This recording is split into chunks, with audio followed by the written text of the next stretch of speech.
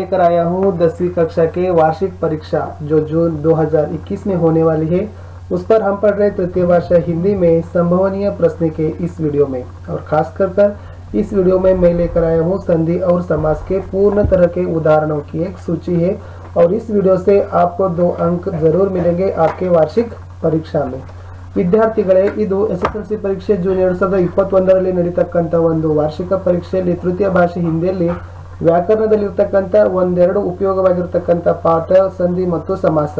So ಈ ವಿಡಿಯೋದಲ್ಲಿ ಆ ಎಲ್ಲ ಒಂದು ಉದಾಹರಣೆಗಳನ್ನ ಒಟ್ಟಾಗಿ ತಂದಿದ್ದೀನಿ. ಈ ವಿಡಿಯೋದಿಂದ ಖಂಡಿತವಾಗಿ ನಿಮಗೆ 2 ಅಂಕಗಳು ಸಿಗ್ತವೆ ಅಂತಕ್ಕಂತ ಹೇಳ್ತಾ, ತಾವು ಹೊಸಬರಾಗಿದ್ರೆ ದಯಮಾಡಿ ಚಾನೆಲ್ ಅನ್ನು ಸಬ್ಸ್ಕ್ರೈಬ್ ಮಾಡಿ, ಜೊತೆಗೆ ಬೆಲ್ ಐಕಾನ್ ಅನ್ನು ಒತ್ತೋದ್ರಿಂದ ಮುಂಬರ್ತಕ್ಕಂಥ ವಿಡಿಯೋಗಳ ನೋಟಿಫಿಕೇಶನ್ ತಮಗೆ ಮೊದಲಿಗೆ ಸಿಗುತ್ತೆ. ವಿಡಿಯೋ ಇಷ್ಟ ಆದರೆ ಒಂದು ಲೈಕ್ ಕೊಡಿ. ವಿಡಿಯೋದ ವಿಷಯದಲ್ಲಿ ಏನಾದರೂ ನಿಮಗೆ ಸಮಸ್ಯೆ ಅನಿಸಿದರೆ ದಯಮಾಡಿ ಕಮೆಂಟ್ ಸೆಕ್ಷನ್ನಲ್ಲಿ ಪೋಸ್ಟ್ ಮಾಡಲು ಸಹಿತ ಮರೆಯದಿರಿ. ಶುರು ಮಾಡೋಣ ಸಂಭವನೀಯ ಪ್ರಶ್ನೆಯ ವಿಡಿಯೋ, संधि ಮತ್ತು समास। पहले देखेंगे बच्चों, दीर्घ संधि के लिए आपको कौन कौन से उदाहरणों को याद रखना है। सो ಮೊದಲಿಗೆ ದೀರ್ಘ ಸಂಧಿಯಲ್ಲಿ ತಾವು ನೆನಪಿಟ್ಕೊಳ್ಳಬೇಕಾಗಿರತಕ್ಕಂತ ಶಬ್ದಗಳು: ಸಮಾನಾಧಿಕಾರ, ಧರ್ಮಾತ್ಮ, विद्यार्थी, विद्यालय, कवींद्र, गिरीश, महींद्र, रजनीश, लघुत्तर, सिंधुर्जा, वधूत्सव, भूर्जा, पितृन, सहानुभूति, पर्वतावली, संग्रहालय, और 17वा था कि बच्चों जलाशय। सो इಷ್ಟು ದೀರ್ಘ ಸಂಧಿಯಲ್ಲಿ ತಾವುಗಳು ನೆನಪಿನಲ್ಲಿ ಇಟ್ಕೊಳ್ಳಬೇಕಾಗಿರತಕ್ಕಂತ ಶಬ್ದಗಳು. ಈ ಶಬ್ದಗಳು ನಿಮಗೆ ಪರೀಕ್ಷೆಯಲ್ಲಿ ಕೊಟ್ಟರೆ ಸೊ ದೀರ್ಘ ಸಂಧಿಗೆ ಒಂದು ಉದಾಹರಣೆಗಳು ಆಗಿದ್ದಾವೆ. ಇನ್ನು ಎರಡನೇಗೆ ಹೋಗೋಣ ಗುಣಸಂಧಿಯ ಕಡೆಗೆ. ಸೊ ಮೊದಲನೇದಾಗಿರ್ತಕ್ಕಂಥದ್ದು ಗಜೇಂದ್ರ, 2 ಪರಮೇಶ್ವರ, ಮಹೇಂದ್ರ, ರಮೇಶ, वार्षिकोत्सव, जलोर्मी, महोत्सव, सप्तर्षि, महर्षि, ಪರೋಪಕಾರ. ಸೊ ಈ ಎಲ್ಲ ಶಬ್ದಗಳು ಏನಾಗಿದಾವಪ್ಪ ಅಂದ್ರೆ ಗುಣಸಂಧಿಗೆ ಉದಾಹರಣೆಗಳಾಗಿದ್ದಾವೆ. ಮೂರನೇಕ್ಕೆ ಹೋಗೋಣ, ವೃದ್ಧಿ ಸಂಧಿ. ಸೊ ವೃದ್ಧಿ ಸಂಧಿಯನ್ನು ತಾವು ಬಹಳಷ್ಟು ಸರಳವಾಗಿನೇ ಏನ್ ಮಾಡಬಹುದು, ನೆನಪಿನಲ್ಲಿ ಇಟ್ಕೊಳ್ಬಹುದು. ಏಕೆಂದ್ರೆ ಇಲ್ಲಿ ಐ ಮತ್ತು ಔ ಶಬ್ದಗಳು ಬರ್ತವೆ. ಆ ಐ ಮತ್ತು ಔ ಶಬ್ದಗಳಿಂದ ನೀವುಗಳು ಸರಳವಾಗಿ ಏನ್ ಮಾಡಬಹುದು, ಆ ಶಬ್ದಗಳನ್ನ ವೃದ್ಧಿ ಸಂಧಿ ಅಂತ ಗುರುತಿಸಬಹುದು. ಸೊ ಉದಾಹರಣೆಗಾಗಿ ಏಕೈಕ, ಮತೈಕ್ಯ, ನೆಕ್ಸ್ಟ್ ಬರ್ತಕ್ಕಂಥದ್ದು ಸದೈವ, ಮಹೇಶ್ವರ್ಯ, ಪರಮೌಜ, ವನೌಷಧ, ಮಹೌಜಸ್ವಿ, ಮಹೌಷಧಿ. ಸೊ ಈ 8 ಶಬ್ದಗಳು ಏನಾಗಿದಾವಪ್ಪ ಅಂದ್ರೆ ವೃದ್ಧಿ ಸಂಧಿಗೆ ಉದಾಹರಣೆಗಳಾಗಿದ್ದಾವೆ. ಆ ವೃದ್ಧಿ ಸಂಧಿಗಳನ್ನು ನೀವು ಐ ಮತ್ತು ಔದಿಂದ ಗುರುತಿಸಬಹುದು. ದೀರ್ಘ ಸಂಧಿಯನ್ನು ಗುರುತಿಸಬೇಕಾದ್ರೆ ಸಂಧಿ ಪದದಲ್ಲಿ ಆ, ಇ, ಉ, ರಿ ಇರುತ್ತೆ. ಗುಣಸಂಧಿಯಲ್ಲಿ ಎ, ಓ, ಅರ್ ಇರುತ್ತೆ. ವೃದ್ಧಿ ಸಂಧಿಯಲ್ಲಿ ಐ ಮತ್ತು ಅವುಗಳು ಈ ವರ್ಣಗಳ ಮಾತ್ರಗಳು ಏನಾಗ್ತಾವಪ್ಪ ಅಂದ್ರೆ ಬಂದಿರ್ತವೆ. ಸೊ ಮುಂದೆ ಹೋಗೋಣ. ಸೊ 4 ಇರ್ತಕ್ಕಂಥದ್ದು ಎನ್ ಸಂಧಿ. ಎನ್ ಸಂಧಿಯಲ್ಲಿ ಸಂಧಿ ಪದಗಳಲ್ಲಿ ಏನಾಗಿರ್ತದಪ್ಪ ಅಂದ್ರೆ ಯ, ವ, ರಗಳನ್ನು ನಾವೇನ್ ಮಾಡ್ತೀವಿ, ಗುರುತಿಸ್ತೀವಿ. ಯ, ವ, ರ ನೋಡ್ಕೊಂಡು ಬರೋಣ. ಅತ್ಯಧಿಕ, ಇತ್ಯಾದಿ, ಪ್ರತ್ಯುಪಕಾರ, ಮನ್ವಂತರ, ಸ್ವಾಗತ, ಅತ್ಯಂತ, ಪಿತ್ರಾನುಮತಿ, ಪಿತ್ರಾಜ್ಞಾ, ಪಿತೃಪದೇಶ. ಸೊ ಈ 8 ಪದಗಳು ಎನ್ ಸಂಧಿಗೆ ಉದಾಹರಣೆಗಳಾಗಿದ್ದಾವೆ. ಯ, ವ, ರ. ಸೊ ಈ ಒಂದು ವರ್ಣಗಳ ಮಾತ್ರಗಳು ಬಂದು ಅಂತಂದ್ರೆ ಅದನ್ನ ನಾವು ಎನ್ ಸಂಧಿಗೆ ಉದಾಹರಣೆ ಅಂತ ಪರಿಗಣಿಸ್ತೀವಿ.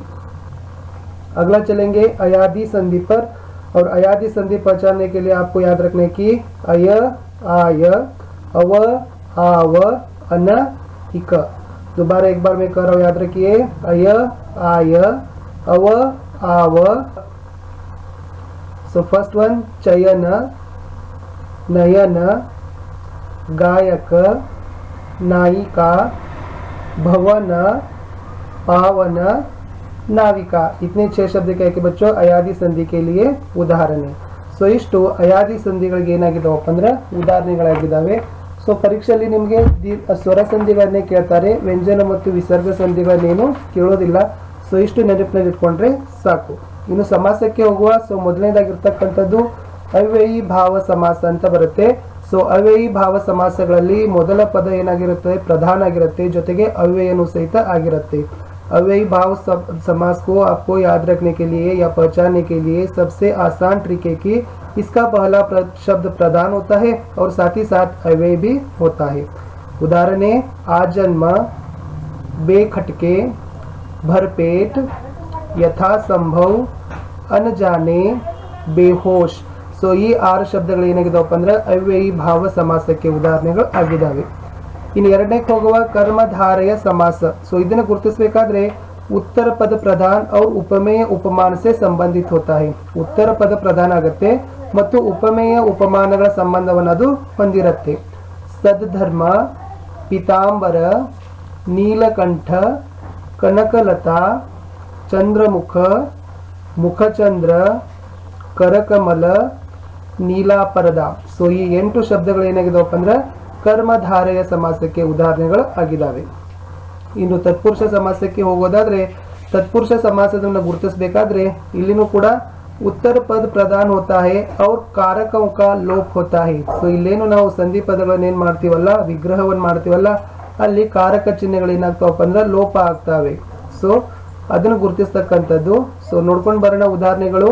ಸ್ವರ್ಗ ಪ್ರಾಪ್ತ, ಗಗನಚುಂಬಿ, ಪರಲೋಕ ಗಮನ, सूर्कृत, रेखांकित, सत्याग्रह, सभाभवन, देश प्रेम, धनहीन, पथभ्रष्ट, बंधन मुक्त, प्रेम सागर, देशवासी, जलधारा, आप बीती, दानवीर, नरश्रेष्ठ, सुविधानुसार, जलप्रपात, राजवंश, राजमहल, ग्रंथकार, चिड़ियाघर, अकाल पीड़ित, शक्ति संपन्न, अश्रुपूर्ण, राह खर्च, देशभक्ति, गुरु दक्षिणा, जन्मांध, देश निकाला, धर्म विमुख, भूदान, राजसभा, राजपुत्र, कार्यकुशल, शरणागत.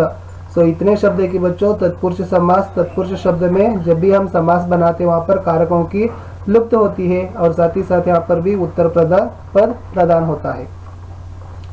अगला समास पर चलेंगे द्विगु समास. और द्विगु समास तो पहले ही इसका पहला पद संख्यावाचक होता है. सो द्विगु समाಸವನ್ನು ಗುರುತಿಸಬೇಕಾದ್ರೆ ಇದರ ಮೊದಲ ಪದ ಸಂಖ್ಯಾವಾಚಕ ಆಗಿರುತ್ತೆ.